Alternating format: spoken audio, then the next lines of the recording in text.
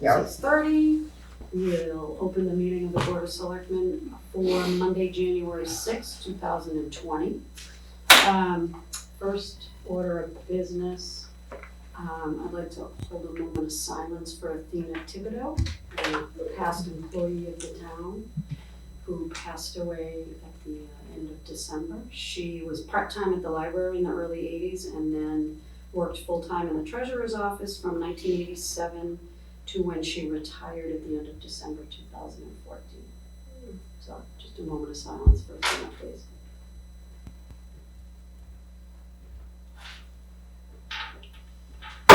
Thank you. It's always nice to be able to do that for those that and give them back to the town. Just our usual reminders, the meeting is being taped on 1623 Studios for future push on YouTube. Gail Hunter is recording the meeting for the purposes of accuracy in the minutes. I don't think there's anyone here for the open item on the agenda, but I will ask anyway if there's any items that people would like to talk about or raise that are not on the agenda. No, I don't think so. So first up on the agenda is Cornerstone Church options and presentation. John Harden, a local architect, is here along with Nancy Hammond from the Council on Aging office. Greg is there. You saw it up there Yes, just a few minutes ago. we did have it up there. It's the same thinking. John and Nancy, you guys want to come up front and grab the mic, Nance, that's on the podium, and then easier for you guys to sit with John and his contraption. Don't tell me that was skiing. No, I wish. There was playing soccer about 6 weeks ago. Oh, goodness. So I'm almost done. Well, that's good. Good. All right. Give Greg a minute to see. He was up there once. Yes. Shut down. So as you know, the Cornerstone Church has purchased a new property and have offered the existing building to the town for purchase as an option. It would not happen until they have been successful in fundraising for the new building. So the option before us would provide them 3 years, up to 3 years to complete that fundraising. And then we would close on the building sometime in that 3-year period. So the option is written to basically capturing those basics, and it's a purchase price for the appraised value of 1.2. And we have brought on John Harden to help us with outlining the future uses and renovation of the building should we acquire it for a future senior center, sort of multi-purpose community building. You will see, as soon as we get this thing up on the screen, that it has a significant amount of space and lots of potential uses.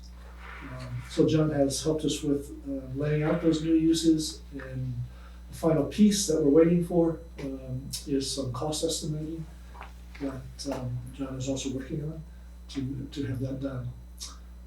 So John can walk us through his sort of thought process for the layout. Yeah, I could talk a bit perhaps while Yeah. we wait for the images to come out. It's actually great to be in a presentation where I'm not in control of the graphics and it's not my fault. It's not coming up. It was up there. It was up there. So just a bit of background perhaps. Over a year ago, I was lucky enough to find a way to move my dad from Maine down here to town. He's about 82 years old. And during that process, we stopped in one day to say hello to Nancy to figure out what kind of things were going on in town. And we started chatting about different things, senior housing and senior centers and so on. And some thinking began to happen between Nancy and I. And when this opportunity came up, as a coincidence at the same time, I was trying to help the church with their new property up the street. And so when everyone saw how things were aligning and the potential in their existing church building for possible reuse as something else that the town could use, it was exciting not only for the church, but also, of course, for the town to find a really good way to repurpose that building. So anytime that you're looking at an existing building for repurposing, there are lots of things you need to look at very carefully from an architectural point of view. Some that has to do with building codes, with life safety, things like egress, things like elevator access, handicap accessibility, access, all of that stuff is often very tricky with existing buildings, especially one of an age such as that. I think the building was built in 1845. So it's got some significant age, and it's got some great history to it. At some point, and this is not uncommon with churches, especially with the thrifty New Englanders, they were expanded in several ways. Often the churches were actually cut in half and made longer and then filled in. That didn't happen in this case, but the other thing that often happened was they would excavate underneath the church and grab that space for program space. So in this case, it seems that sometime in the 1800s, the church itself was raised, and then they captured that space underneath. They probably couldn't excavate much more because the water was so close by. In any case, that results in the existing building that you have today. It's just over 7,300 square feet plus or minus. That number is important, again, when looking at existing buildings, because there's a Mass General law about a building that's over 7,500 square feet that relates to sprinklers. Anything that's over must be sprinkled.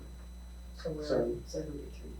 Yeah, but actually with a bit of new work that needs to be done to the building, it will be over. Mhm. And no matter what, for use as a public building, It would need to be done. you really would want it. Mhm. Right. So a couple things that we looked at very carefully from the very beginning. I mentioned egress. So the way that the building is organized right now, it's very simple actually. There's a little front door that you've probably all seen on School Street. And when you pop in that front door, there's a big stair to your left and there's a big stair to your right. And that's how you get upstairs to the big hall. Well, that's really great from a circulation point of view. It's not so good from a safety point of view. Because if you imagine there was a fire, let's say right at the front door, how are people going to get out, right? So the building code has this in mind and requires that the exits be far enough apart that a condition like that doesn't happen. So one thing that we're proposing to do in the drawings, no pressure, Greg, whatsoever. It's hard to see them on here. Oh, you guys Got it have in a the copy? packet. They do have copies. Yeah, we yes. do it, so we could probably, So if we have We to wanna- look I along. have hard copies. I was gonna That'd say, be great, Okay, yeah. maybe Nancy, would you we've got a set, Eric, and you need a set. like to- Yeah, I didn't print these out, I just left mine here, but if there's an extra set, I'd like I could open them up right here, and you could look at them. I don't know. Yeah. He's open. I'm good, you can get Eric a set if there's enough, just so she can follow along. Forget one, yeah. There's an extra copy here. I think it's good. So, one thing that we realized we had to do because of this egress situation, you'll notice that we've created a new stair at the back corner of the building. So if you go forward to the drawings that are colored. The floor plans that have colored on them. Not sure if there's. Ours, We don't have any problem. Oh, Yeah. okay, that drawing's This the right one. Yeah, You'll see in the upper Lower right. level proposed. Oh, I see, it's level, sorry. There's Oh, several oh, lower levels. Low level, thank you. So if you see on the upper right-hand corner of the building, we're proposing to put a new stair there. There would be an egress stair that would serve both the upper level and the lower level. So that way we get two means of egress on opposite sides of the hall, opposite sides of the building, very safe. Both of them give direct access to the exterior, which is exactly what you want. Because we're able to create that new stair, we're lucky that we have that space to do it in that corner. We're then able to take one of the existing stairs, take that space, and create a shaft for an elevator. Okay. Now, we're a little bit lucky here. We're allowed in an existing building that's only 2 stories to do something that's called a limited use, limited access elevator. When I say lucky, the space that's available in that area where the stairs are isn't actually big enough to accommodate a full-size elevator. And when I say full-size, again, there's a Mass General law about that, where it has to accommodate a stretcher. So if a person becomes ill upstairs, they want the paramedics to come up on a stretcher, put it in sideways and be able to get out. You're allowed with 2 stories to not have that if there's another easy way to get the stretcher down. And if you guys have seen these stairs in this building, they're very wide. It's very easy to carry a person down on a stretcher, unlike a triple decker in downtown Boston, something where it's not that big. So in any case, we're allowed to do a limited access elevator. They're less expensive, they take up less space. All of these things are great, but they function just as well as, or just in the same manner as a normal elevator, just a little bit smaller. So those 2 things, the new stair and the new elevator, we have egress pretty much worked out. That was close. Almost got it. There we go. Okay, yeah. Sorry, we'll just soldier on. Yes, yeah. So part of the exercise beyond the building code and egress and so on and life safety, we had to test to make sure that this building was suitable simply from a size point of view. Was it big enough to hold the program for a senior center?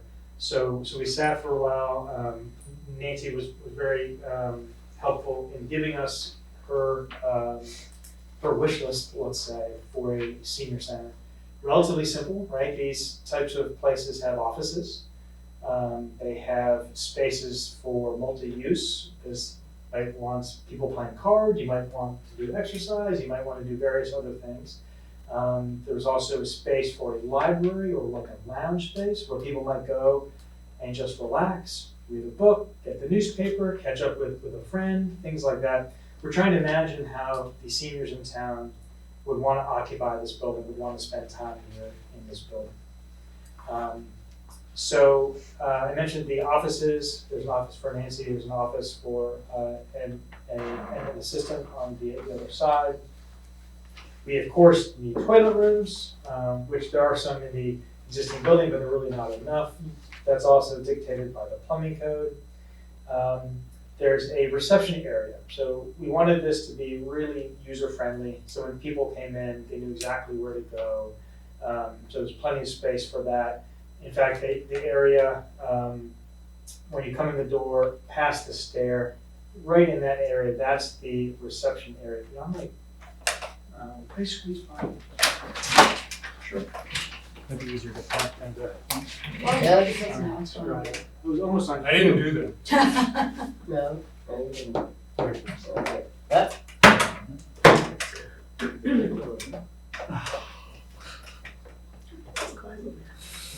you want me to move that in there? Okay.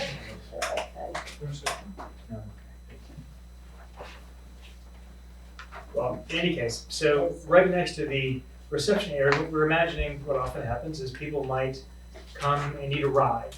And they might have been in the building and they need to go home. And so Nancy thought it'd be a good idea to have a place to sit. So people might be able to wait for the bus. So right next to reception, right in this area right here, is a little seating area where people would be able to sit. Nice. And I don't know if any of you have been in that lower level of the church, but it doesn't really look like this right now. It's actually quite closed off. There's lots of walls. When you imagine all those walls away, what's left is a very simple system of columns and beams. So we're proposing that we open this up as much as possible, so that when you enter that space on the lower level, you'd be able to see all the way through that space, all the way to the back. That's really nice, because if people are coming there to meet friends, they'll see who's there. If people are, I'm thinking about my dad and how he would use that space. If he doesn't know anyone there, he's gonna wanna hightail it out of there probably, but someone will be at the front desk to say, no, please come over, and so on. So we think it's organized and set up in a really user-friendly way. There are a couple other spaces worth mentioning. There's a large space beyond the seating area, which is called an activity area. That area could be set up with tables. It could be completely wide open. It can be used for some exercise. It can be used for playing cards. It can be used for meetings. So lots of different uses could happen there. Just to the south of that are two spaces that are identified for some exercise machines. They're perfect size for it. Just put a couple there. They're a little bit out of the way. They can be closed off with some partitions. And then lastly on this level, at the very rear is an area which is sized either as a larger meeting room, or it's actually quite perfect for a smaller exercise room. That might be for half a dozen people who might be doing yoga or some other Zumba. I'm not sure entirely what the seniors do, but they could do whatever they like in that room. Then there's a storage space at the far end. All of these activities, if the chairs and tables need to be cleared away, they need a place to go. So we provided a nice room for that sort of thing. So then if we go upstairs to the upper level, this is relatively simple, not changing a lot. And if you haven't been in the upper level of the church, you really should go. It's a fantastic space. It is unlike any other space in town, honestly. I would imagine that the town could use that space for many, many different things, including for big town events that you guys might have, or a really contentious zoning board of appeals meeting, or who knows. But it's got a lot of great detail. We're hoping that there's hardwood floors underneath the carpet. There might be. If not, we'll want to put something back that's like that. But it has a beautiful tin ceiling. It also has a really big attic up above it, which is wonderful because things that it doesn't have right now, like cooling, we'll be able to do by accessing the attic and running ducts in that space. Same thing with the sprinklers. So in many ways, this building is set up really well to transform into this use because of features like that. A couple things further to mention about the second floor. We've located a new kitchen upstairs.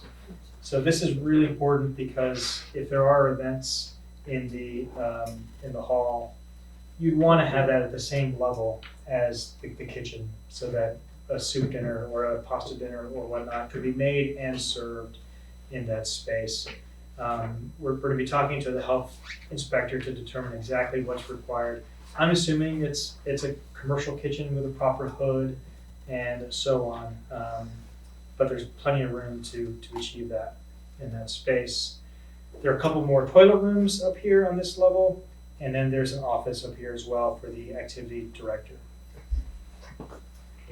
And you can see it's a little bit more storage on the other side, and lastly, that egress there that's coming up to connect to the hall. So in terms of new construction, the two corners on the second floor, so the floor below, this only exists as a one-story piece. So we're adding a piece on the second floor there, and then of course where the egress stair is, that's a two-story addition on that side. You can try, John. Hey, there we go. Thank you. So actually, Greg, if you go to the next page. Careful, Greg. Unless that, okay, good. So on the second floor, this is new, and this corner is new, and then this corner is new all the way down to the ground level. And you see the elevator on that side and the stair on the other. All the windows can remain exactly as they are. The ceiling will remain exactly as it is. It really is well set up. can leave tin Tin ceilings or? Sure, Wow. it's in pretty good shape too. So in combination with these drawings, we put together an analysis of the code. We've also put together a narrative which describes much more detail about what would be in the building, whether it's lighting, plumbing fixtures, or floor finishes. Not that any of that needs to be decided now, but we need to capture it just for cost. So we're trying to get a friendly contractor to look at both the drawings and the narrative and to give us a preliminary number that can then be a start of a budget for the work on the building. What about the building itself structurally? So it's in good shape. They maintained it very well, especially all of the things that are structurally supporting the levels below. The one place that probably should be looked at a little bit more carefully is the cupola up above, and they know this as well. It's likely in the next 3 years they might need to address it. I don't think it's failing, but like everything in our area made of wood, it needs maintenance. And do I have it right that they've replaced the roof in the last? I don't recall that, Do actually. you remember that one? He did comment on that. Yeah. To get the dates. Right, so we're We can verify we're that. not necessarily staring down a brand new roof, I don't think, because it, No, I think they it was talked less than about. 15 years. Right, Right. okay. But you'd end up changing out all the mechanicals and everything. Absolutely. Yeah. Absolutely. I mean, just to give you a sense of the scope of work that would be required for this project, going kind of from the top down, if the roof is in good shape, that can be left, but the building is not insulated, right? So the first thing to do would be to insulate the underside of that roof. What that allows you to do then is when you sprinkler the building, you don't have to worry about the sprinklers freezing in that attic space, right? Right. So you start there and you work your way down. Whether you insulate the walls or not is ultimately up to you all. It certainly would save a lot of money over the long run if you did. However, the walls aren't in bad shape. You could do things, the worst case would be you take the finish off on the inside and you insulate from the inside and then close it back up. Or you could blow insulation into that cavity, that's also done.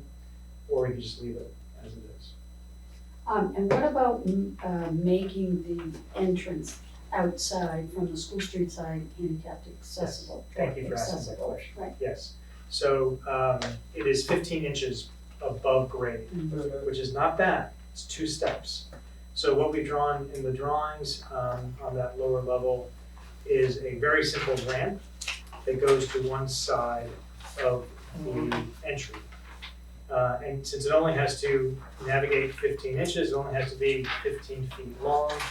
However, you see it has to take a little bit of an elbow turn in order to make that work, Right. but it works. But it works. Yeah, it Okay. works, very, very luckily. And we're thinking that we could even locate a little bench in that U shape that it makes, so it's sort of a nice pleasant spot. It makes the entry to the ramp very close to the entry to the stairs, which is what you want. So that worked out very well. Actually, I should mention, I had assumed, because having done projects like this in the past on old buildings, there's usually a long list of items that you have to ask permission from the accessibility board to not do. And having gone through this now, there's very little actually that we would have, in fact, maybe nothing that we'd have to ask permission to not do. We can get in the front door, we can have accessible toilet rooms, we can have the elevator, every door will have to have accessible hardware, but all that is relatively easy. There wasn't a red flag sort of swinging saying, oh, this could be trouble. And that's a huge saving for cost as well as for having to actually go get permission is time consuming. What about issues related to flooding and the rise of water in the creek and the water table itself, dampness in the basement, et cetera?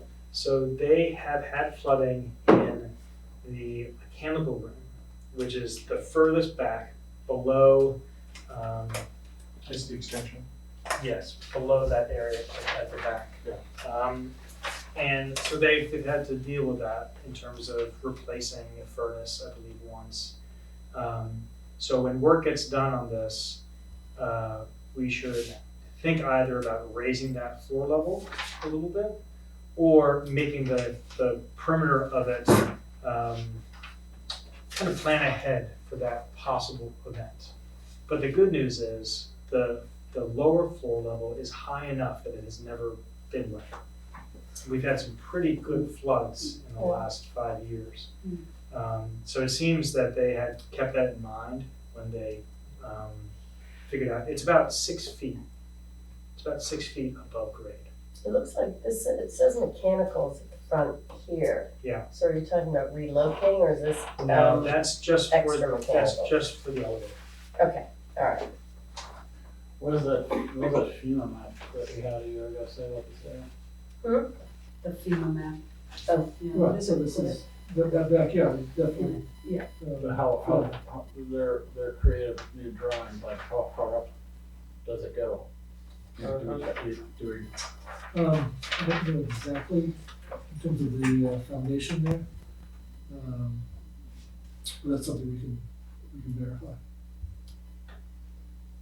I don't know, John, if this is within your expertise area, but the, I guess, driveway Yes. that runs down into the back, is that I mean, is that going to be accessible and be able to be used for access in down back? I'm more thinking the vans pull in, they go out back, are they able to turn around and then come back out and drop off and picking up folks, or would we be looking at just right in front of the building on School Street? Do Well, you know? I think, I haven't taken a really close look at that, but my assumption, having seen it a bit, well, I have a couple of thoughts. One is that the church uses the parking space in front of the church as an accessible spot. Yeah. And it might end up being the spot dedicated to the The van, vans. right? Yeah. Which would be one nice thing to do. That's exactly where it wants to drop off. It's exactly where it wants to pick up. Right, Maybe that's just where the van ends up spending most of its time. right. I believe that the driveway is wide enough for a car or a van to drive down.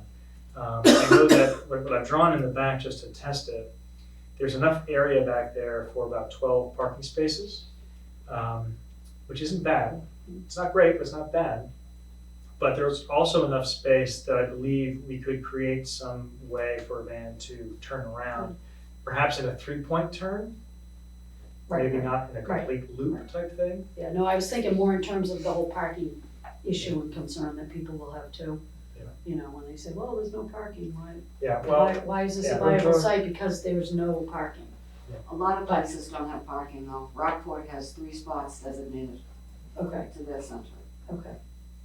yeah, the other huge benefit of this building is its location so close to downtown. Exactly. I think the argument to It's be huge. made is It's there, huge. we encourage people to walk or Mm. we encourage people to wait for the van, but in either case, it's as close to the center of town as you're gonna get.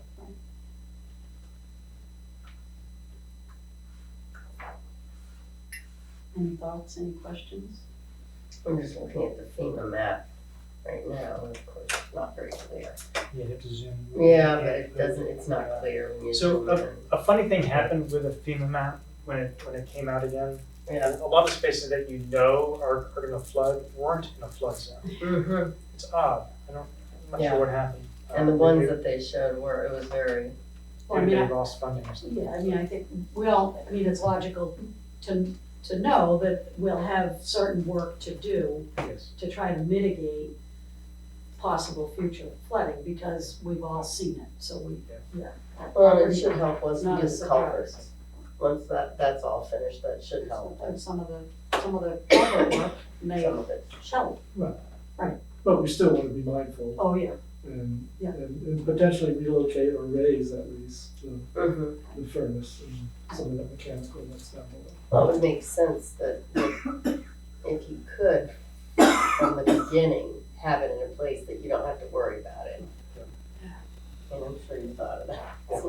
Yeah, and there's not a whole lot, to be honest, in that lower level. It's currently radiator heat, so something in the basement's making hot water, and it's getting pumped everywhere. And that's a very efficient way to do it, you might wanna keep that, but all the new cooling wouldn't even have to happen in that basement. In other words, you could have an air handler in the attic that would serve that space. You need one down low somewhere for the first floor, but it could be raised. And then there would be a condenser outside, but again, that could be raised as well. So the new mechanicals with careful thought, I think, could accommodate risk of flooding. How much room are on the sides of the building? How many feet, do you know, from property? Very little. Yeah. About a It's- driveway's width. Yeah, it's about a driveway's width, yeah. On both sides. On both On sides. both sides.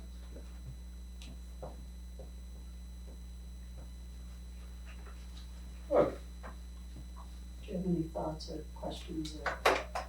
No, I mean, I'm a big fan of the project in general, I guess, I'm just objectively trying to understand whether or not this is the best, truly the best property for this purpose. The purpose is undeniable. And from the planning, it looks like a lot of thought has gone into that facility, it looks like it works, but if I step back and think more broadly across all the interests of the town, even if we wanna do this, which I think we should, is this the exact property to meet that goal with? Yeah. And have we explored all the options of what is, in the town broader interest? So Those might be some questions that Nancy could answer. I mean, having been in this position for a couple of years, just a couple, I mean, you have a much better perspective regarding the needs and locations than any of us would. I think it will work very well. I think it would be an easier do than building new, and where our availability is very limited, as we know. We've explored some other options that have not come through. Yeah. This looks like it will be great. Yeah. And because the space is so awesome. That second floor, how many people did you say it could hold up I there? think 350. So, I mean, there's bigger use than just a senior center. You can see meeting space, parks and recreation space use for classes when council on aging, was not Renting there. a facility out for suppers. There is whatever. that Yeah. possibility of Oh, yeah, no, at some point, so. I emphatically support the senior center, I Right. emphatically support the purchase of the property. I'm kind of Mhm. jive it with Greg and the town planner as to do all of these puts and takes of needs and assets. How does it fit in the bigger picture of what the town is trying to orchestrate? I think it works based on For everything the you long described, so I'm not debating that in the least, but I'm just some checking But with is the it the town. best? Is it the most Mhm. optimal plan? Like, Right. again, throwing out heretical, like, do you actually move offices here into that building and build a senior center here? Like, I'm not saying we do that, but like have all of the different combinations of assets and resources really been looked at. Because one concern about the property that I do have, and I think about my mom, is like the parking it doesn't seem like it's optimal for, even if we do have some spaces in back, like you're gonna have, that's a busy street and you're gonna have people coming and going and it's not a Right. easily navigable area of town when you start building traffic. And in fairness to people that would use the facility, that would give me a little bit of pause. Even if the facility itself actually is probably one of the more ideal situations for not only the demographic, but just the aesthetic of the town. I mean, it sounds like a beautiful space, but, I don't know, I'm just trying to make sure. Right, so that is the one negative, I think, is the parking issue. And it's that- concern parking on the road, especially for people if they have any mobility issues. I'm certainly not opposed to the idea, I'm just trying to make sure that But you're fully. You've identified the one drawback to the site.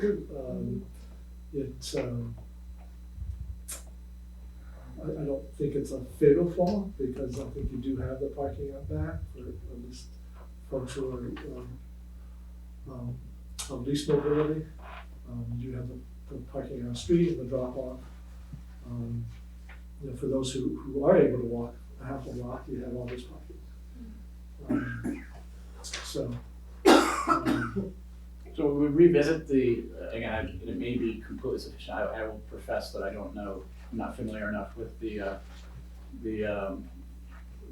pickup schedules. But are we gonna re-examine, if we're gonna send money into this type of facility, like, it's gonna be a best in class, and so we need to make sure people can get there. So is there gonna be a corresponding revisiting of how much ride service we really are going to make available? And maybe today is sufficient, I'm not saying it's insufficient. We provide rides 5 days a week now, 8 to 4. Yeah. So, there's transportation. But will you be increase available. that's because of the existing resources. If you start building a facility like this, you're gonna have potentially more demand, and so is there a corresponding look at, do we need to increase the amount of ride availability? Do we look at the wait times, like, I'm just kind of being You comprehensive. make a good point, it's like when we build the school, we had higher enrollment, so Yeah. Right. when we have access to We a build it, they've gotta come. senior center, they'll wanna come, No, you want- so then we adjust the So we adjust the van. demands. We have a van on the road 3 days a week now, so we make it 5 days. Right. Yeah. So the vans run anywhere from 90 to 120 miles a day now. And they have the availability to increase?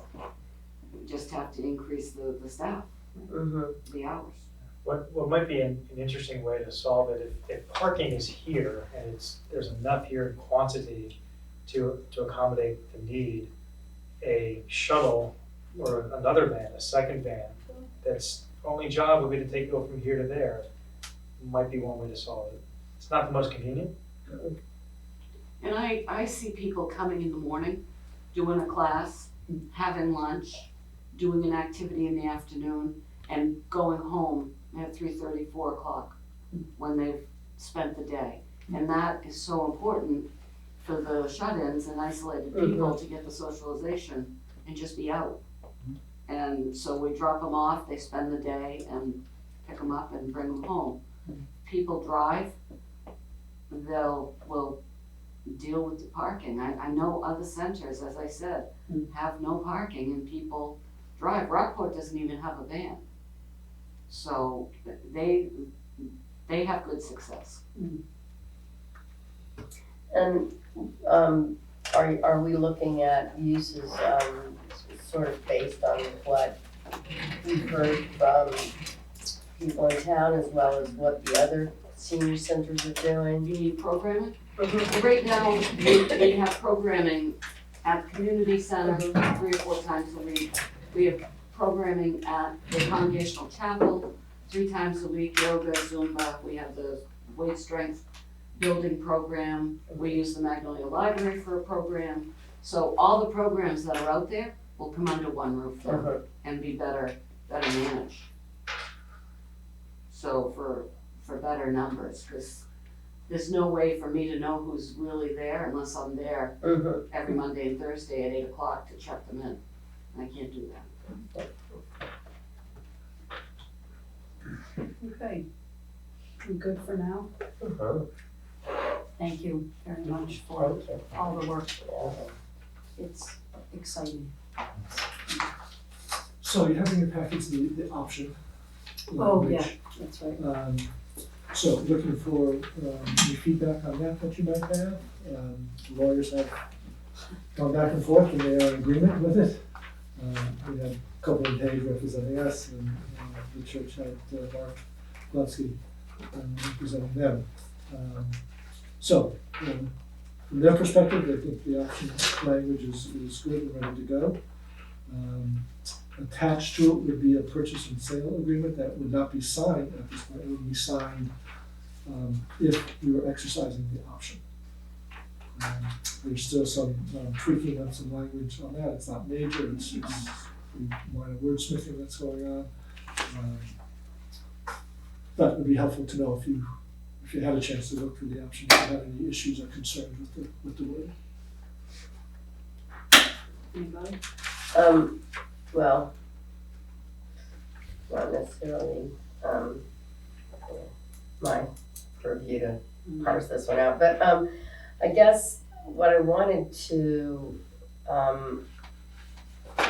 have an understanding of is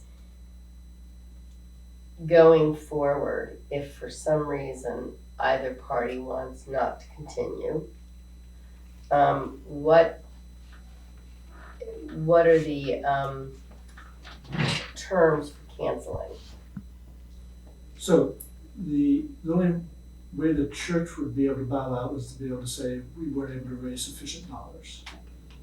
Yep. We have the option of just not exercising the option. Okay, I just wanted to be clear on that, cause So it's not locking you in, mhm, you still retain the ability to walk away from it. right, At no expense and no.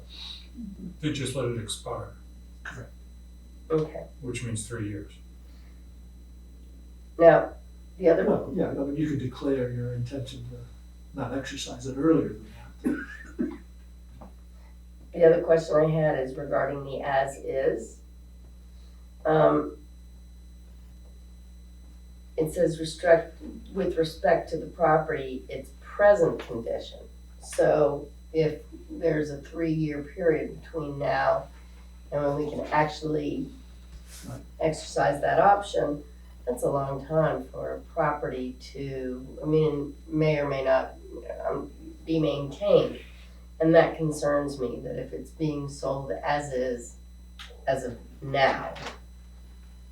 Right, so again, And I know we can say no, but, right, so if we felt that there was a material decline in the condition of that building, or a material defect that materialized between now and then, so this as-is sale under Article 3 doesn't negate that in terms of a reason for not going forward? correct, if there's a change in condition between now and actual closing, we would still have that ability to say, Okay. that's a change. Okay, I just, that kind of a little, No, I understand. and again, I'm sure the lawyers have done this, but I just want Yeah, clarification. no, it's good to ask those questions. What do you think? Are you okay with this option agreement? Yeah, I mean, I don't have any issue with the proposal as is, like, my question is to the town. Mhm. So that's less to do with the integrity of this proposal. I think it's a great proposal, and I'm a huge fan of the cause and the purpose. I just wanna, that's why we have a town planner, so Right. the mind of the town planner is to see absolute best usage of this asset. Mhm. Because in addition to this, there are a variety of other things that the town needs to meet, and as long as we're signing off from a town planning standpoint, that it's like a chess move, like, this is one move, one piece, and there's plenty of other pieces to move, and once we make this move, you can't really expensive to undo it. However, but just simply the purchase doesn't lock us into the use. Anything, right? Yeah, so, thank you. And that's So, the other it's true. I point to totally this. love the purchase of the asset, but I Right. think it's very hard, Yeah. it's, as everyone knows, it's nearly impossible to find a space of that kind in this town. And that building, I think that building and location is without a doubt an asset to the town. I do think it doesn't change my position whatsoever, but, I'm looking at this flood, this needs to be full awareness of what the flood plan does say, because I'm looking at the fire station as a proxy, and Yep. the 100-year flood mark is more than halfway up the building to School Right. Street. So if you extend that line, it's not gonna be perfect, but it is gonna probably encompass half the building for a Yeah. 100-year mark. If you believe. But I think what we have to verify is just how high up, because that's what I want, that's what I Well, want to that's- verify. That's the fire station, so that's pretty far up. No, I know, I just don't know the The vertical distance. The Well, I hor- use I the know the street. horizontal distance, I Yeah, don't know yeah. how up on the. I mean, it's a proxy, Right. because I think Becky was already looking at the other map, it's impossible to tell exactly, but Yeah, we I can, just- we can take some measurements out on that there building. needs to be full visibility to that fact if we're making the Yeah. purchase. absolutely. So Greg, in terms of accepting this option agreement, if some of the verbiage is still being worked out, are we in the position to wait until the next meeting to give the thumbs up to the option agreement? There isn't a reason to What's being worked on? have to do it tonight. There's not a have to. Right. Well, Greg tonight. indicated that the lawyers are still tweaking some of this, but it's not done, this option agreement. So the But- option language, they feel like they're done. Right. Like I said, they're just doing some additional fine tuning on that PMS. Right. Which is to be attached to To this. the option agreement. So I'm more of the opinion we just wait until the next meeting, have it ready for that meeting, do one more short conversation It about doesn't it, make a lot of and sense. be able to move it on. It doesn't make a lot of sense to vote on the option agreement and then have to vote on Right. the fee. So that's fine, we can Okay. do that next time. Does that work, Becky? Yes. Okay. I know you won't be here for the next one. I wish I would. Is that it? That's fine. Thank you very much. Thank you for all the work. Thank you, yes. Pleasure. Yeah, I know, I was looking over the number of rides that you all logged this year. Oh, yeah. Holy smokes, that's huge. Busy. It's a good Yeah. service. Yep. All right, Greg, do we wanna skip over to number 3, cause Tiffany's here, and then we can go back up to update fire chief? Yeah, that's fine, yeah. Update on communication and community engagement coordinator. So, Tiffany, come on up. A little closer. So, as you know, Tiffany's been on board for month and a half, 2 months. Yes, about that time. Gone quickly. Yeah. You can sit down, it's fine. Quick trip. So, we passed out the first newsletter that is going out in the census mailing, hopefully this week, I believe. Should be in residents' doors by the end of this week, I believe. So just one of many projects that Tiffany has been undertaking. As I mentioned in my memo to you, working on a revamp of the website with a few others, a few other staff, and monitoring and expanding our presence on different social media platforms, newsletter, and looking at some trainings, new training sessions, not as far along as that, but it'll come for different volunteer boards. Another big project that will occupy you for the next month here is the formatting and production of the master plan software. So that is another piece of work. So I thought it would be an opportunity just to touch base, have you say hello, and also if you have different ideas or additional thoughts or suggestions on what else we should be doing on the whole communication outreach effort. We're all ears, and Tiffany, you're welcome to share some insight for your first few weeks on the job. Sure, yeah. I've really enjoyed it. I've been getting to know everybody here at Town Hall and connecting with different departments and trying to bridge more communication from Town Hall to the residents and connecting with departments, sort of fielding requests on a daily basis on important things that are happening more in like real time, how to get that word out, deadlines and important dates. So we've been pushing that out more on social media, and the newsletter purpose is just another way to reach maybe those that aren't on social media with similar information, to just make sure we're sort of using different methods and reaching people where they are, or whatever avenue they use these days. So besides the cricket, which is a neat thing. And I met with Susan Beckman regarding the volunteer board training, and we sort of discussed her ideas on that and laid down a timeline of when, the best time of year would be to start holding those, and we're gonna regroup and just plan that out more in depth. She's gonna work with me on that. she had some good ideas at the end of her time here last year, so she wanted to sort of partner with me on that this year, so, and I really gratefully appreciate that. Right? It does, this looks very nice. Thank you. And I like that, all the links to the different either ways of Right, being in touch or finding information. right. And you're working on the website as well?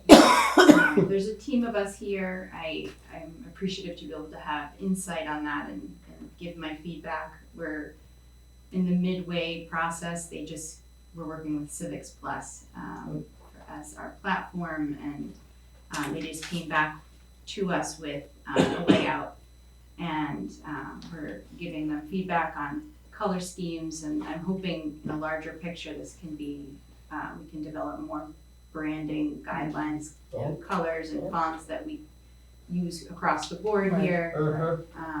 But it will be, the website's gonna look great. It's gonna be a lot more user-friendly. Yay. Cutting down on a lot of the links, the clicking through, Yeah. the important information will be accessible right when you open the homepage. So we're really excited about the progress, and we're hoping that it launches in May. So, and we're on schedule still for that. So excited is exciting. Yeah. Are there, and we've talked about this in the past, are there segments or personas in the town population that you think about? Like, we just had representative of the senior population, there's the parents, there's like the newly moved into town. There's different personas, I think, in town. I think one of the challenges in the past is mapping the right communication To the right. vehicle to the right population. So have you been able to kind of observe anything about that, or how Yeah. might? I do feel like I live here myself, and I have 3 children that are in different age groups of that, and that my in-laws are here, so I feel like I hear lots of chatter from different generations about different things, which is helpful to my position here. So, and I feel connected in the community to be able to, make a positive contact with people in different groups. And I think one way that I wanted to do that was through social media, and through the newsletter, as just out of the gate, because I know that there are those that aren't, as technologically savvy, that aren't on the internet or social media at all. So I think the newsletter every quarter will give them that essential information, the important deadlines they need to know, in a clear, concise format. And then for people of other generations, or if you prefer social media, it's the soundbite, it's the quick, real time, next week's the deadline to put your Christmas tree out, and the reminders, and then constantly updating the website as well, because there are those that aren't on social media and might not read, but they like to go right to the website, and they want to see when they open the homepage the most up-to-date information. And I know we've gotten calls, why is the website out of date? Why is there old things on the website? So there are people that are that use the website, to get that they want their information, and they want they use that Easily. platform. So that's sort of, I don't know, hopefully that answers your question. I Or don't know the answer. I'm just curious on your thoughts. Yeah. How do you think you measure whether or not we're getting the message out? I think that's one of, like, for example, with these FEMA maps, I remember there was a big debate about how do we know that the residents being affected are being told. Right, And so it was actually one of the right. unresolved challenges. Yeah. And it's not just specific to that. I mean, there's a lot of information, and we have vehicles like the Cricket and whatnot, but I think one of the questions that we've always been challenged with is how do we know that the right people are getting the right information? Or do you have thoughts on how you measure, or can measure, if you even Well, can? With technology, website, social media, there's analytics and metrics that you have on a daily basis to see how many people it's reaching, how many followers you have, if you're increasing your followers, and if your posts are getting reactions, or if you have a link, if it's getting clicked through. which I try to redirect back to our website, so it gets people comfortable using our website and seeking out our website for information as well. Sort of just directly pointing them to where they can find it, because it is a little difficult right now. Sometimes you have to do a lot of digging to find certain things. So whenever there's an important bit of information that I need to convey, I try to link it directly to the page. And then with the newsletter, this is in the real estate tax bill. So we sent out about 2,500 of these newsletters. And I also, so every household received one. Also putting them, we put some at the library and in the post office to maybe reach people that are renters or that might not have somehow received one. So we're trying to reach people different ways. And in those two avenues, you know, you're either online or you're not. And I'm hoping that through those two methods, and then eventually, as I get more comfortable here and more in depth, I'd love to come to some of Nancy's Council on Aging events and connect and work with her on how I can better connect with that population and meet their needs too, as far as communications go, and see if the efforts that we're currently doing are effective for them, because I know that that's the fastest growing population in this town. So I just want to make sure that we're reaching them, you know, the way that we should be. Right. And does your charter include, just not that we need it, but you would want to be prepared, like crisis management? Is that part of what you're working on as well, or? We've discussed that. Right. I'm part-time right now, so Yeah. So in terms of, we are still, the police are still connected with Guilford for crisis on that public safety level. but I've definitely met with Todd. We've had a couple of meetings, and you know, and I'll support him in whatever he needs, you know, as extra support during a crisis, or even just, you know, spreading good news stories and working on a daily basis with them on, you know, other kinds of things. So, and cross promoting, you know, when they, you know, he just, like for instance, last week with that, there was a scam going around, and he, you know, emailed me over the weekend, do you mind sharing this to the, you know, and that's sort of the rapport, you know, right away I, you know, shared it to our page just to, you know, That's great. help those out. So. Thank you. Okay. Very good. Yeah. Thank you very much. Yeah, thank you. I'm enjoying it. Excellent. Just as, Nice to have just as a thought, Tiffany, on the dates to remember, Mm-hmm. there's all these dates and events that are interesting, but how do I find out more information? And if you could put down the bottom, you know, Mhm. the main page of the website or whatever, Mhm. to direct traffic in that direction. I think that driving Mhm. traffic to the website is a really Sure. important goal. Mm-hmm. But this is Good great, point. Yeah. this is great. Hopefully people will become more used to getting this newsletter and reading it through. It'll become a little bit more routine for them, and they'll expect it. I'm hoping to receive some of the important dates. And Great, excellent. Thank you. Thank you. Thank you. Thanks. Nice to have you on board. yeah, thank you. All right, we can go back up to update on fire chief hiring. Sure. So things are progressing. Got the arms, man. Things are progressing well. We received a number of resumes. We have narrowed that down to 6 semifinalists. And we've invited them to continue on in the process, writing some, responding to some small essay questions. And then we have targeted an assessment center day, actually 2 days, the 22nd and 23rd of January. So that'll be a day and a half of working with a consultant and bringing in some outside assessors, fire chiefs in other communities or retired fire chiefs, to assess how the candidates do with various exercises, similar to what we did a few years ago when we were hiring for both fire and police. So there'll be exercises, simulation of a personnel issue, a simulation of a staff meeting, how they would conduct a staff meeting, some additional writing exercises.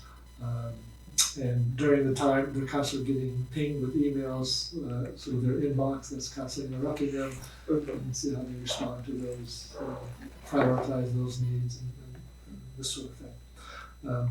So after the end of the assessment center day, we should have 2 or 3 finalists that we would advance, do a final set of interviews with them, and then be ready to present a final recommendation.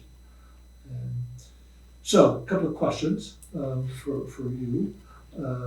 If you'd like to observe during the assessment day, that's certainly available.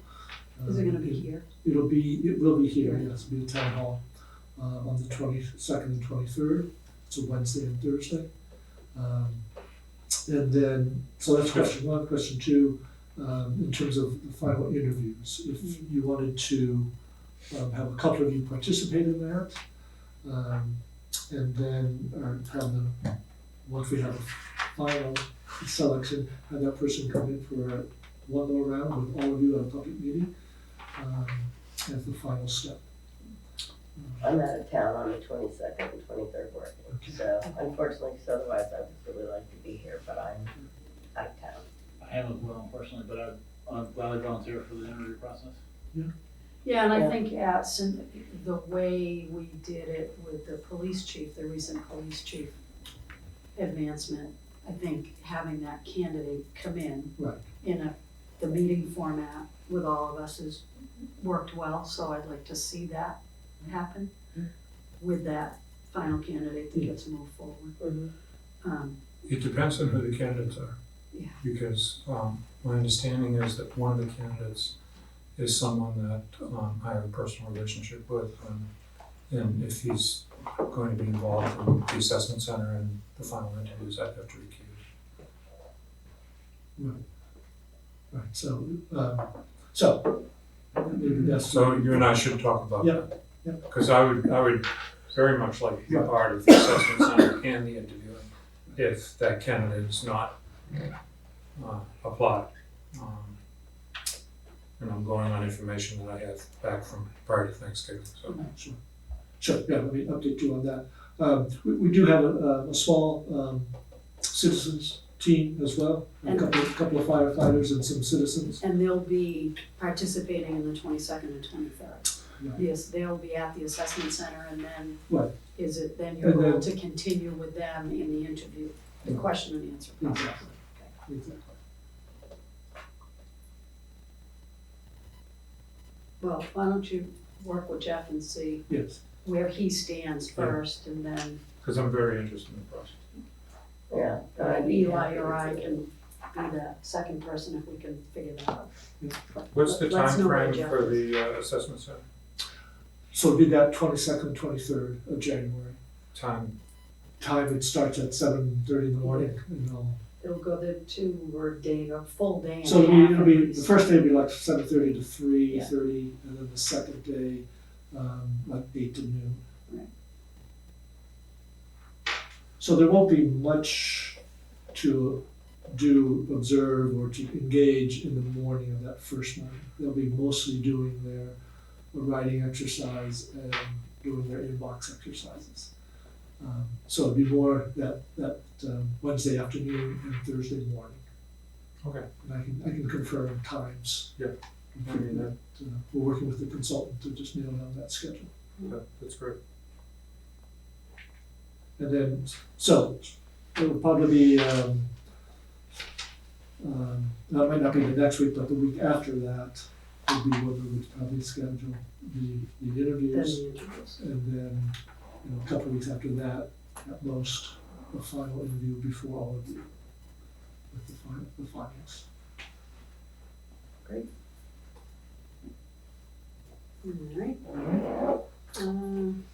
So what is the time for the 23rd then? So that's the 22nd, it's the 23rd, the same 7:30?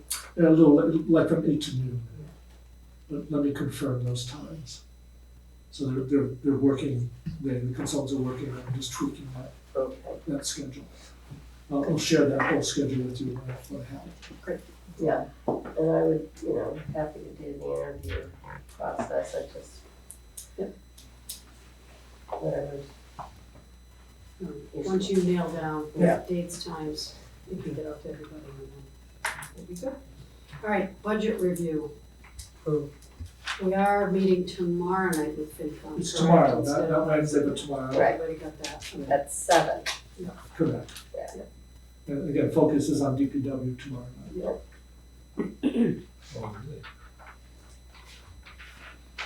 So again, this is sort of a standing item, just between now and the 1st of March. I don't have any, I gave you a few pieces of information in my memo to you. Beyond that, I don't have a lot to share at this point. But again, as you continue to look through the details, if there are questions or areas of additional information you think would be helpful, this is either now or, and doesn't have to be now, but this is a good time to do it.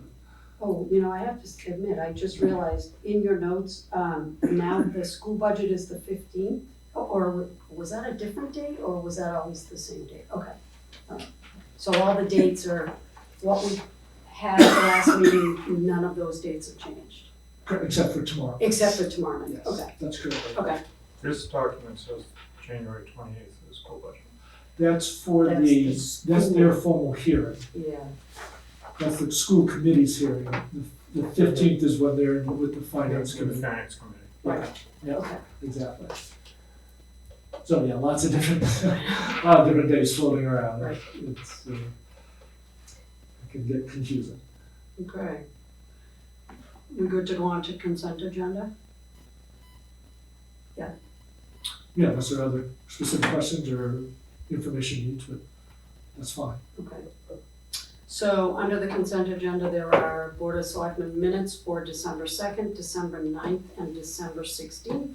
And we also need to, under the consent agenda, a vote to designate Greg as the voting delegate for the town of Manchester at the Maya meeting, which, is that on the 25th as part of the MMA? Yes. Yeah, Yes. on the January 25th, so. I don't have to be it if one of you are going to be attending. I'm out of town. I will say it's typically been Greg. Yeah. In I'm the very past. comfortable with Greg. So if both of those items can stay in the consent agenda, I'll take a motion to approve. Well, I So just moved. wasn't, I can't approve the, start the second one. Right, okay, so we'll take December 9th and December 16th minutes first, along with the voting delegate. Before we do that, Sure? I have a question. On page 3 of December 9th, at the top of the page. Yep. It says, Mr. Steiner recommended linking the increase in capital needs to public safety. The reason for the increase, Mr. Fetterspiel agreed. I didn't understand what that meant, and I was here.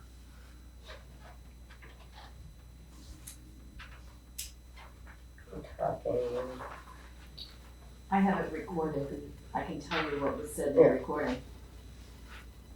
If that will help. What page was this? Mail Arthur. You got me curious now. Huh? What page are you on? Top of page 3, December 9th. Mr. Steiner recommended. Oh, yeah, that was,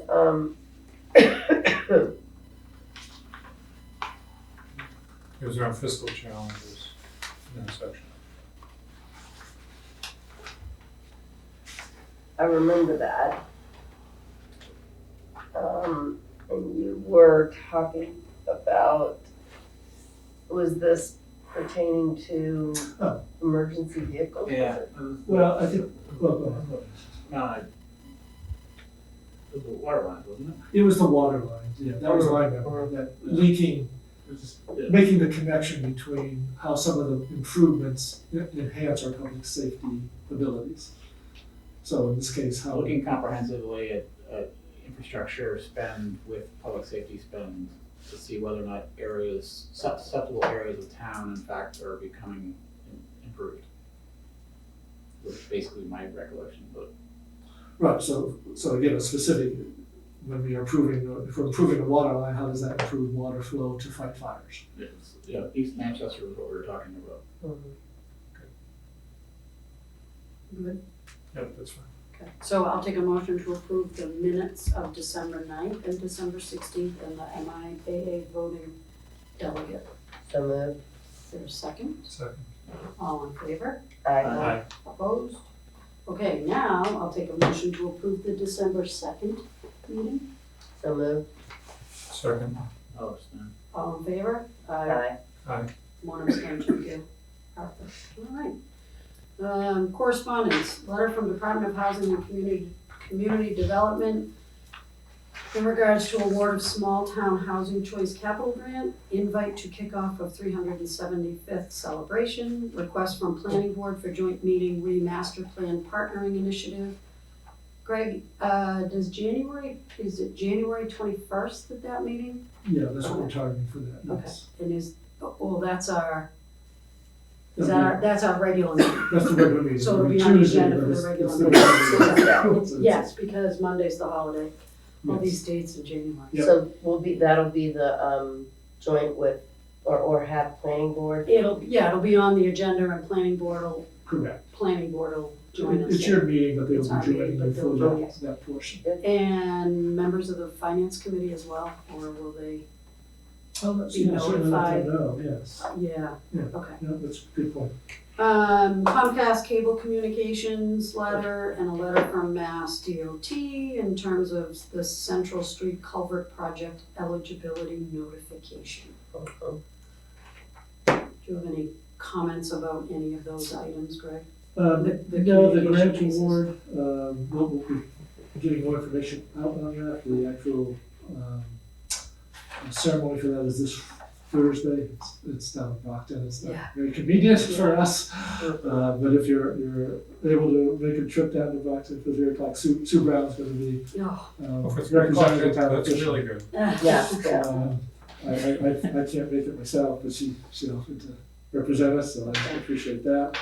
And in terms of the culvert, so it's a good first step in terms of getting us eligible for what's called TIP money, Transportation Improvement Project money.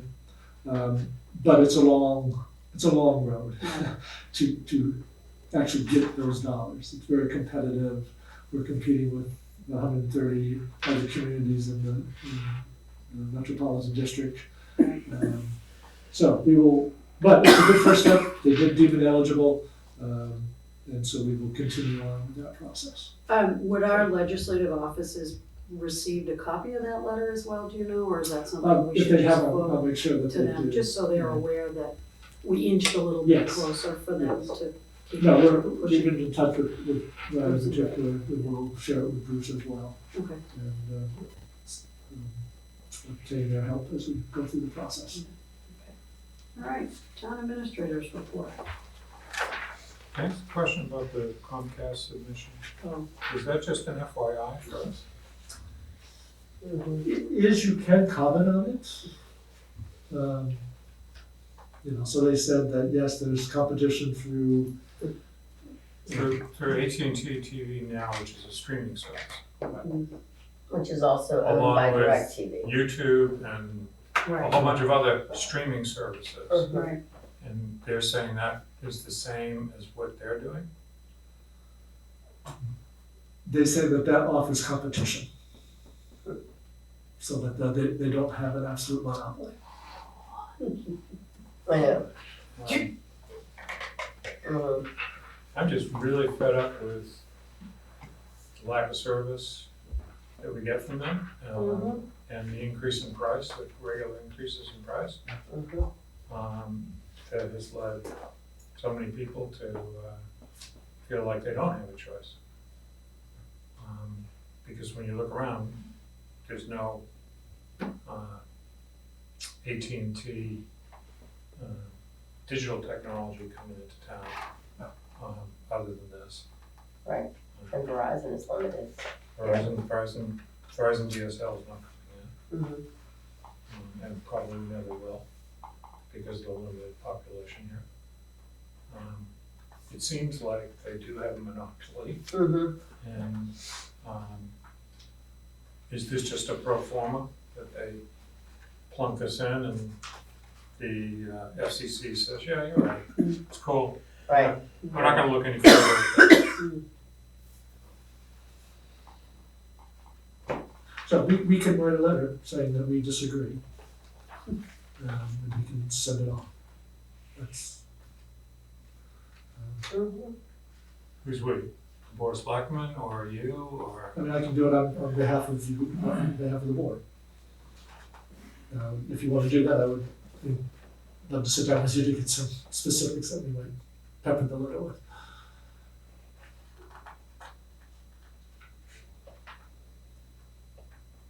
Is that something you're interested in? I'm pretty interested. From my perspective, a letter isn't gonna hurt. Yeah, I agree. Might make us feel a little better.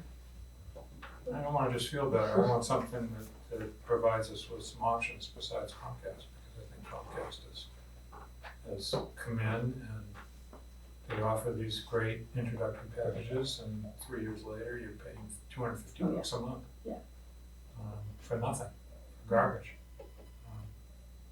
Just, not that I have an opinion about it. Well, if you wanna carve some time out with Greg and put something together for I'll all of try us. and do that. Okay. Yeah, that's fine.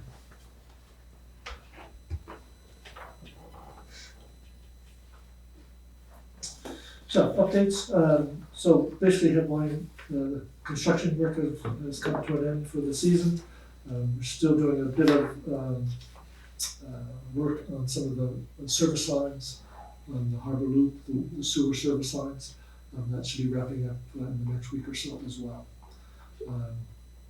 I did comment that there, what will continue is finishing up the street lights, the decorative lights. So that's finally, the inserts have been shipped, and Manchester Electric is doing them in batches. So in the next couple of weeks, by the end of the month, 1st of February, we will have all the lights, the decorative ones and the regular street lights all converted to the Oh, LEDs. that's great. So, process that took a lot longer than we had hoped, but the finish line is in sight, so that's good. We don't have it on tonight for detailed discussion. I did include in your packages the latest version of the tree policy, so I wanted you to have that for you to look over and get any comments or questions. And then Chuck and I can further work on that.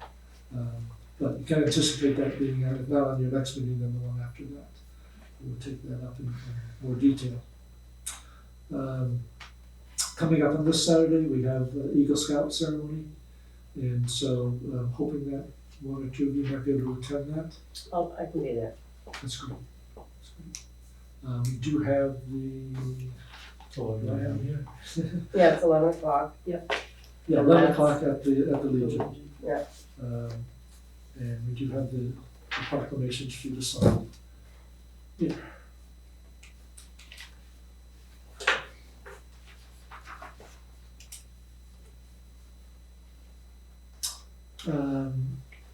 So I mentioned the expansion plans at Crocker's. That's up for review from the planning board. If you wanted to make a comment, we could submit a comment to the planning board as part of the review.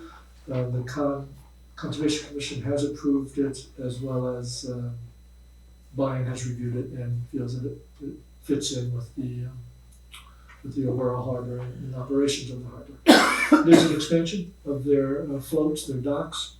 I think if my memory serves me, they have about 3,000 square feet of docks, and this would add another 2,500 more or less. I'm sorry, to add what? Add another 2,500 square feet. It's They're not, gonna double? it's not quite double. So, I do have, I should have made more copies. What made you copies?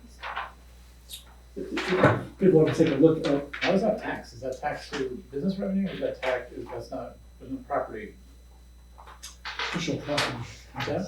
I think it's part of personal property tax. I have to double check that with Jenny. Anyways, you can see a sketch, on one side is the existing, and then on the other side is the proposed, you can see the new layout. Okay. So the planning board takes it up next week.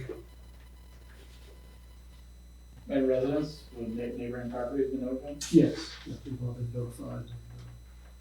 Yeah, part of the formal hearing process.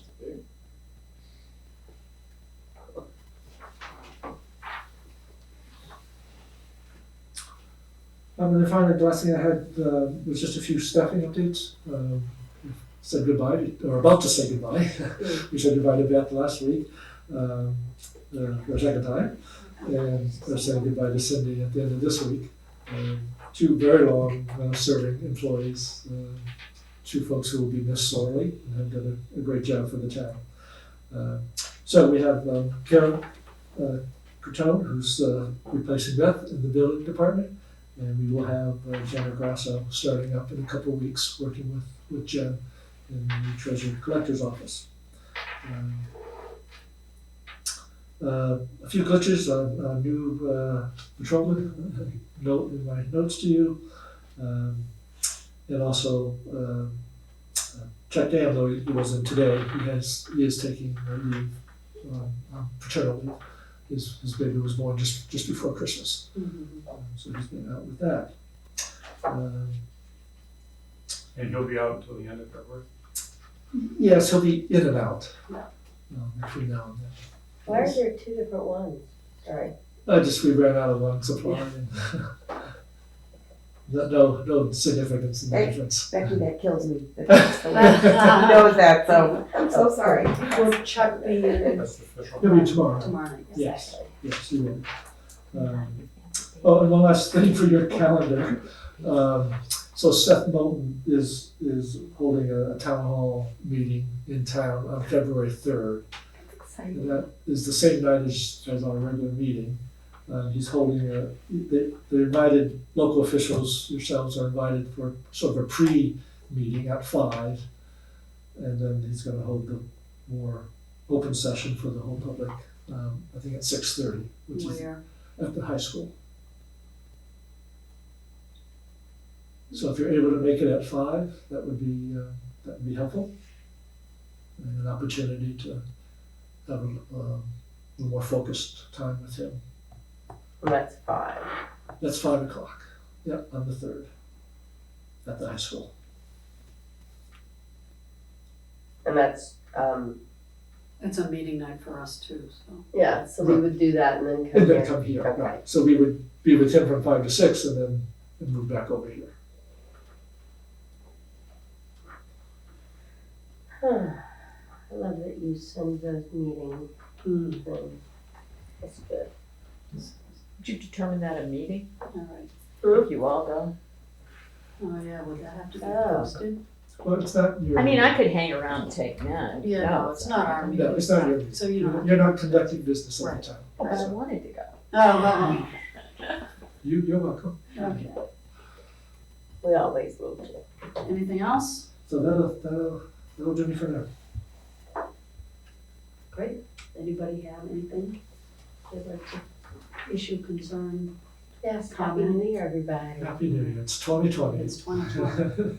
Get used to saying that. Are Yeah. we gonna do the executive session on that other issue of the butter that was in the news? So we're not Well, warned for that. Yeah, we're not, yeah. So we can do that next time if you'd like to. It's not on the agenda to do that. It was just in the notes. Do you wanna look at that? So your next meeting, I'll probably need to have an executive session to give you an update on some union Oh, discussions. okay. And we can also Pop talk it in about there. Yep, real estate possibility as well. okay. Anything else? Note the time. Just saying. Just saying. I will take a motion to close the meeting. So moved. Is there, all in favor? Aye. We're done. Thank you. Thank you.